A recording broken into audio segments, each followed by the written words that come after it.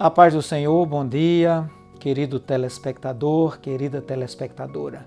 Agradecemos a Deus por esse dia, a direção da igreja, a direção do programa, por mais uma oportunidade que temos na Escola Dominical de apresentarmos dentro deste tema geral, a raça humana, origem, queda e redenção.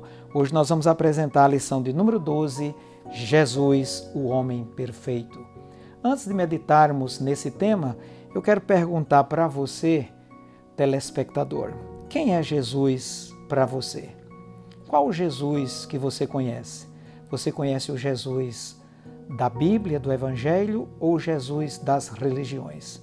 Você conhece o Jesus das Escrituras, incluindo aí o Antigo e o Novo Testamentos, ou o Jesus dos livros de filosofia e de outras publicações? Nós iremos falar exatamente sobre Jesus, o homem perfeito, o Filho de Deus.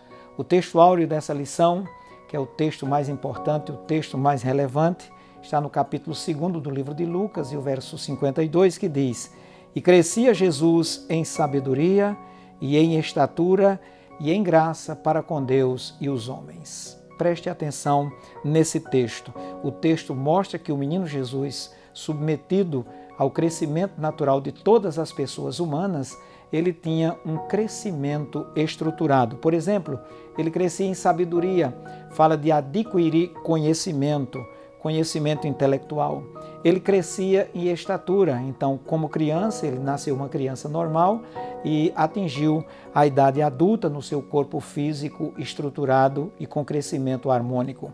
E diz que Jesus crescia para com Deus em graça e os homens. Significa que socialmente ele crescia perante os povos, ele não era uma pessoa isolada nem enclausurada, mas, sobretudo, ele crescia espiritualmente em graça para com Deus. O objetivo dessa lição é clarificar que o Senhor Jesus Cristo é igual ao Pai e semelhante a nós, ou seja, ele é divino e humano. Clarificar significa tornar mais claro. Essa lição, que traz como título o tema Jesus, o homem perfeito, ela tem 3 tópicos. O primeiro, Jesus, verdadeiro Deus, Jesus, verdadeiro homem e Jesus, o homem perfeito. Iniciando com Jesus, verdadeiro Deus, nós vamos falar da sua eternidade com o Pai. Já lembrando que os gregos, com toda a sua sabedoria, eles não entendiam esse conceito de eternidade. Então, Jesus, antes da sua encarnação, antes do seu nascimento físico, preste atenção, não é reencarnação, é encarnação. Antes do seu nascimento físico, ele estava com o Pai, e no Pai ele criou todas as coisas. A Bíblia diz em Miqueias, capítulo 5, versículo 2, E tu, Belém, pequena demais para figurar como grupo de milhares de Judá, de ti me sairá o que há de reinar em Israel.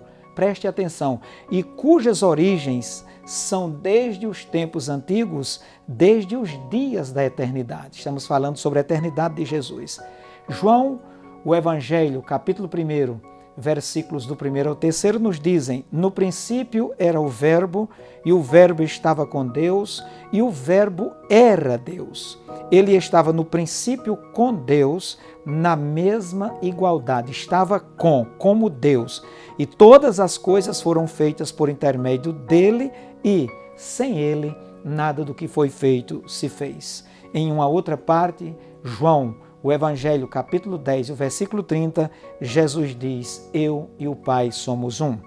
Falando dos atributos e das grandezas e perfeições desse Jesus divino e homem perfeito. Jesus é onipresente, ou seja, ele está presente em toda parte.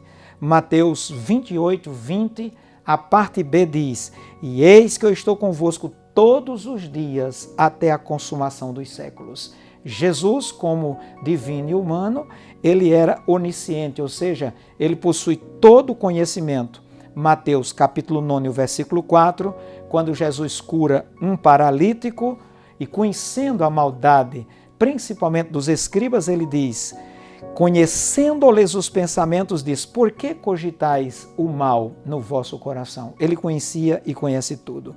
Jesus é onipotente, ele tem todo o poder. Mateus capítulo 28, o versículo 18 diz: Jesus, aproximando-se, falou-lhes dizendo: toda a autoridade me foi dada no céu e na terra.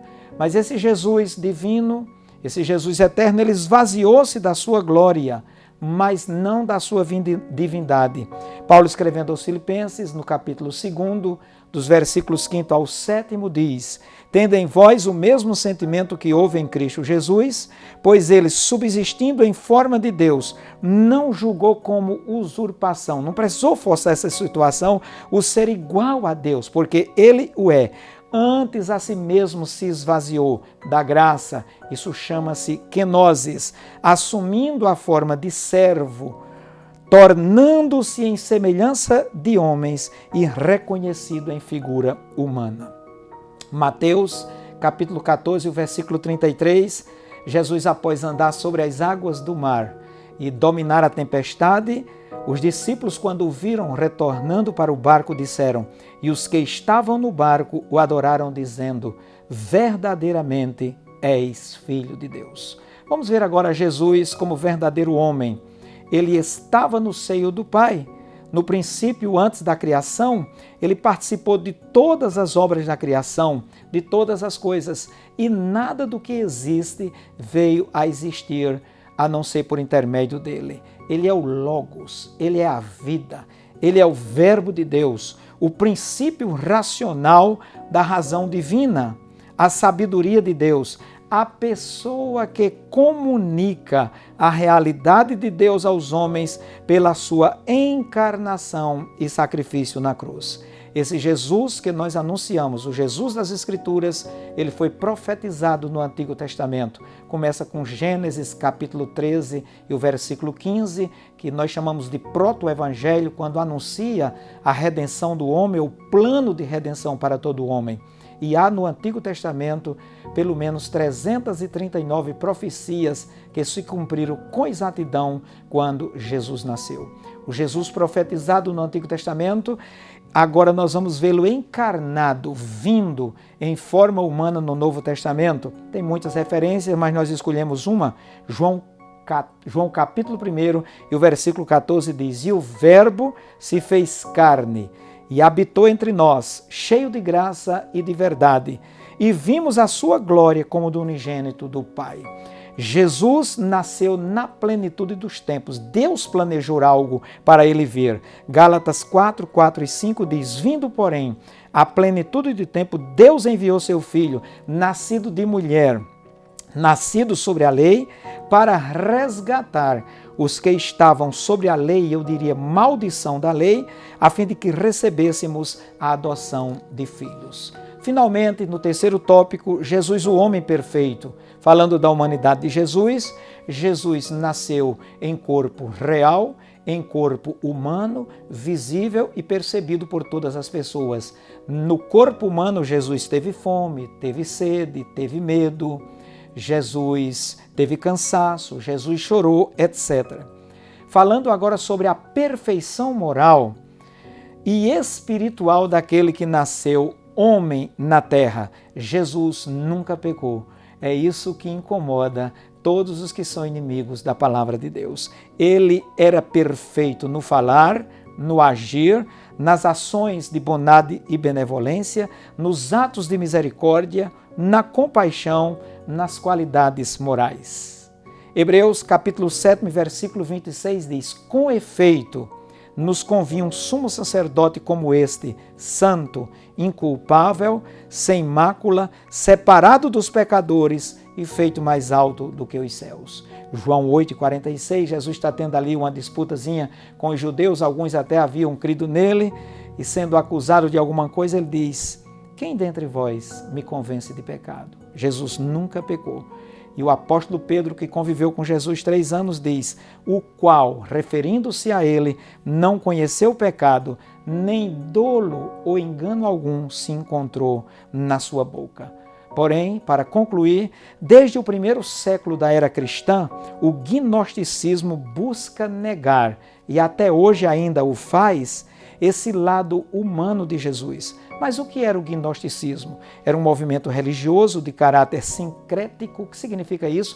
A mistura de muitas seitas e religiões. e também de caráter esotérico. O que é isso? É também um sistema fechado no qual poucos iriam entender isso. E esse sistema foi desenvolvido já desde os primórdios da era cristã para combater o cristianismo institucionalizado. E eles combinavam misticismo com especulação filosófica, mas até hoje não puderam contestar e nem prevalecer contra a divindade e nem contra a humanidade de Jesus. Jesus era consciente da sua soberania. Como filho de Deus, quando ele foi procurado pelos seus pais, ele disse: eu estou aqui na casa do Pai tratando das coisas do Pai. Mas quando os pais o trouxeram, a Bíblia diz que ele era submisso a eles. Certamente você ficou curioso, quer aprender mais sobre essa lição? Frequente um templo da escola, da Assembleia de Deus, especialmente na Escola Bíblica Dominical, aos domingos, a partir das 9 horas da manhã, e você vai saber muito mais sobre esse grande tema, Jesus, o homem perfeito. Que Deus nos abençoe.